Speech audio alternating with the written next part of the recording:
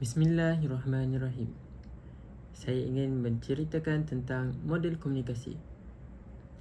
Komunikasi ini adalah suatu proses yang melibatkan elemen-elemen tertentu. Sebagai suatu proses yang berterusan, komunikasi berkesan bergantung kepada pengembelingan unsur ataupun elemen komunikasi yang terlibat. Fungsi dan peranan model memudahkan kefahaman terhadap sumbangan elemen-elemen dalam proses komunikasi, memberi pengertian sama ada komunikasi melibatkan proses sehala ataupun dua hala, dan juga memerihalkan sumbangan elemen-elemen penting dalam menentukan keberkesanan komunikasi. Antara elemen-elemen komunikasi adalah sumber, penerima, utusan, encoder, saluran, gangguan, decoder, rangka rujuk, maklum balas, maklum awal dan juga persekitaran.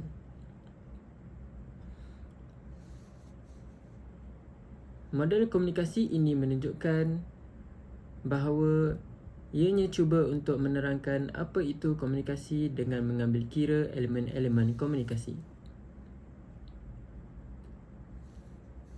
Selain itu, terdapat ramai yang menceritakan tentang model komunikasi ini.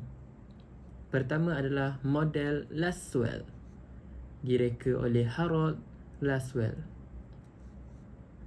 Harold Lasswell ini adalah seorang ahli sains politik. Ianya adalah model awal dan juga model komunikasi lisan, serta tentang model asas komunikasi. Kemudian adalah model Shannon dan Weaver.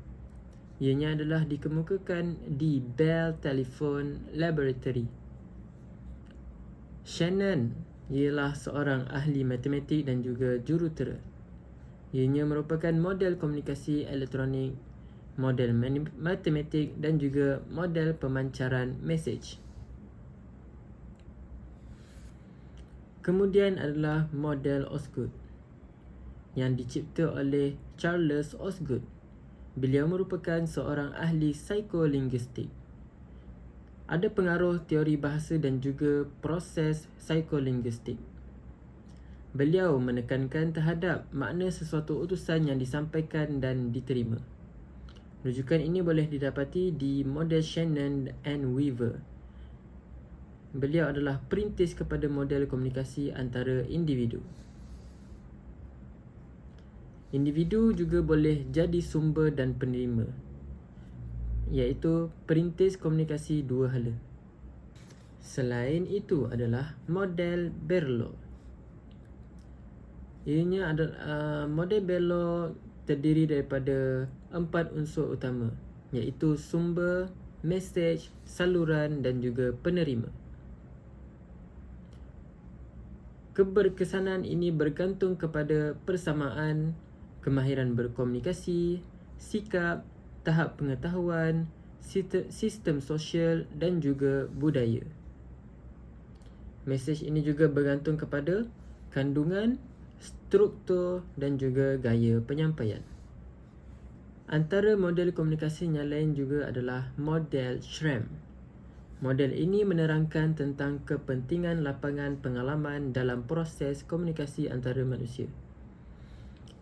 Lapangan pengalaman iaitu pengalaman lepas, tahap pengetahuan, persekitaran, situasi semasa membentuk rangsangan kepada proses komunikasi berkesan. Persamaan lapangan menjadi penentu kepada keberkesanan komunikasi. Model ini juga adalah model dua hala. Ianya dipengaruhi oleh model Osgood. Setiap individu menjalankan fungsi yang sama. Keberkesanan komunikasi terletak kepada persamaan dalam proses penafsiran makna, iaitu encode dan juga decode. Alhamdulillah, kesimpulannya adalah pembentukan model komunikasi banyak dikembangkan dengan penambahan elemen komunikasi, dan elemen-elemen ini juga mempunyai pengaruh yang saling menyumbang antara satu sama lain.